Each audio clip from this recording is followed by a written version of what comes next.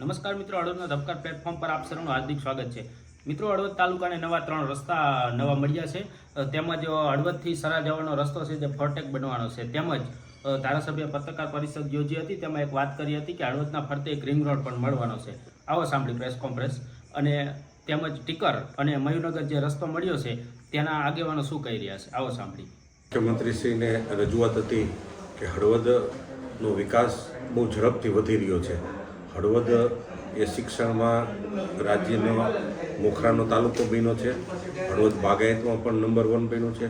હળવદની શાંતિપ્રિય પ્રજાના હિસાબે હળવદનું આજુબાજુના દૂર દૂરના લોકો હળવદ માઇગ્રેટ થવાથી હળવદનો વિકાસ વધુ થઈ ગયો છે। ત્યારે હળવદની કનેક્ટિવિટી વધારવા માટેના ઘણા બધા રસ્તા પૈકીના મુખ્ય 3 રસ્તાઓ હતા, એને વાઇડનિંગ કરવાની રજૂઆત હતી। હળવદ સરા રોડ આગામી વિકાસને ધ્યાનમાં રાખીને ફોરટ્રેક રોડ કરવામાં આવે, એટલે 25-30 વર્ષના સાપેક્ષમાં 45 મીટર જમીન સંપાદન કરી અને ભવિષ્યમાં 6 ટ્રેક રોડ કરવો હોય તો પણ તકલીફ ન પડે એ એંગલથી એ ફોરટ્રેક રોડની મંજૂરી માંગી હતી।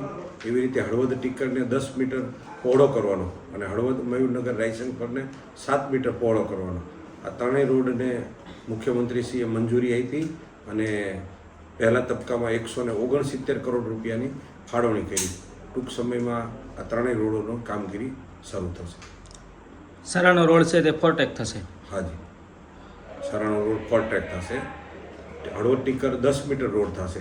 ટીકર પલાસવાનું પણ અત્યારે દરખાસ્ત પ્રોસેસમાં છે, એ પણ આગળ મંજૂર થાય એટલે પલાસવા ટીકરથી હળવદ, હળવદથી સરા અને આગામી દિવસોમાં સરા થાન ચોટીલા આખી લિંક કરી એટલે હળવદની બધી દિશામાં હળવદની કનેક્ટિવિટી એવડી મોટી વધશે અને એના પરિણામે હળવદનો સરાઉન્ડિંગ આખો વિસ્તારનો વિકાસ બહુ ઝડપી બનશે।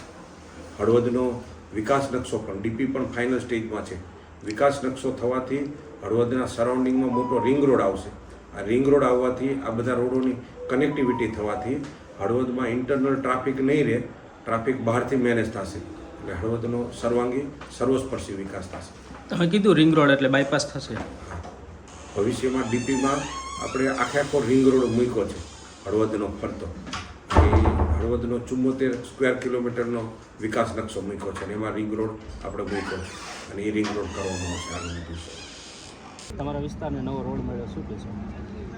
આજ અમારા વિસ્તાર માટે એક સોનાનો સૂરજ ઉગ્યો છે અને હળવદ તાલુકા માટે પણ સોનાનો સૂરજ ઉગ્યો છે। એક જ મિટિંગમાં એક જ દિવસે ઐતિહાસિક 169 કરોડ રૂપિયા હળવદ વિસ્તારના સ્ટેટ હાઈવેમાં મંજૂર કરાવતા અમને ખૂબ જ આનંદ થાય છે અને માનનીય પ્રકાશભાઈ વરમોરા સતત અવિરત વિકાસના કામો લાવતા રહે છે, એના માટે હળવદ તાલુકો એમનો આભાર માને છે।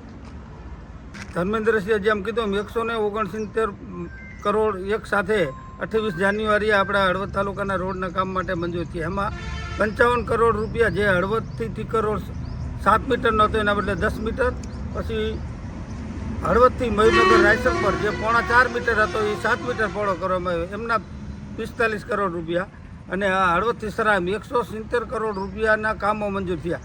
અમારા રણકાંઠા વિસ્તારની વાત કરીએ તો ટીકરના બંને પુલ મંજૂર થઈ ગયા છે, પછી મિયાણીથી અજીગઢથી ખોટ આરસીસી રસ્તો મંજૂર થઈ ગયો છે। અજીતગઢથી માનગઢ જે વર્ષો જૂનો રોડ નહોતો એ પહેલી વખત એ રોડ મંજૂર થયો છે અને હવે પ્રાયોરિટીમાં મયુરનગરથી ટીકર રોડ થાય એટલે અમારે કાંઠા વિસ્તારને સીધું ધાંગધ્રા ધનાડા હાઈવે પાસે અમે મળી શકે ને 40,000ની વસ્તીને ડાયરેક્ટ મોરબી જવા માટે સૌથી સરળ રસ્તો પડે।